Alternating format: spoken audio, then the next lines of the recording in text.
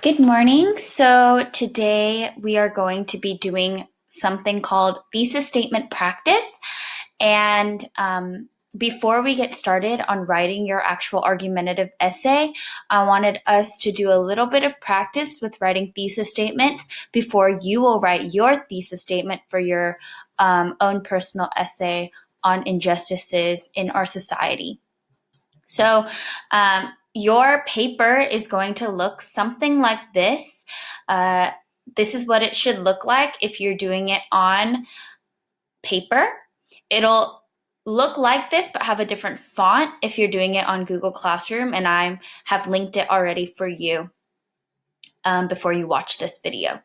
So let's go through the instructions. I'm going to give you a list of topics with some evidence for the pros and the evidence for the cons. You're going to practice writing thesis statements. So what is a thesis statement?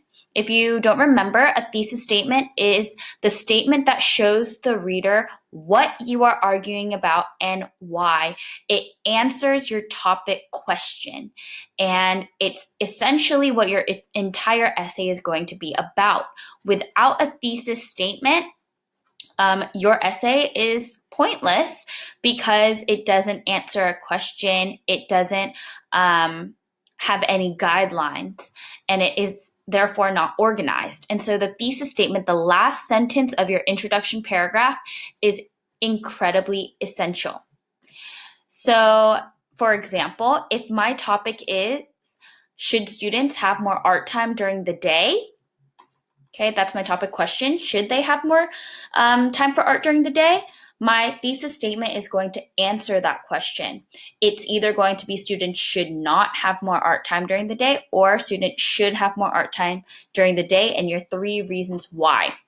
So let's read my example. It says, students should have more art time during the day because it helps their creativity, it leads them to become problem solvers, and it is a good way for students to relieve stress. So that's a thesis statement that not only answers the question, should students have more art time during the day, but it also gives me 3 reasons. And you'll see later, but those 3 reasons are going to be what your body paragraphs are going to be about. Let's move on to what your assignment is going to be today. So if you look at your chart, there's the topic on the left side, pros, meaning why should you support, and cons, why should you go against, okay? And then you're going to write your own thesis.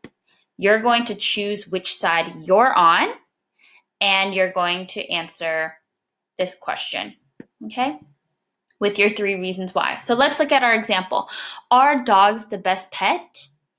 Pros. If dogs are trained, they are able to help with household tasks. Dogs are generally friendly. And the 3rd reason is dogs teach people to be responsible. So there's 3 reasons that you should think that dogs are the best pet. Cons. Dogs can be very needy and they want to be played with often. Another reason that dogs are not the best pet is if they are untrained, they tend to leave a mess, and there are a lot of expenses.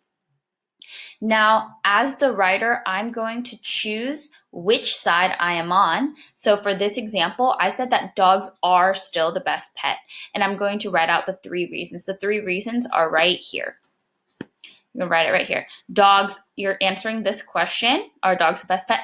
Dogs are the best pets because they help with household tasks, are generally friendly, and teach people to be responsible.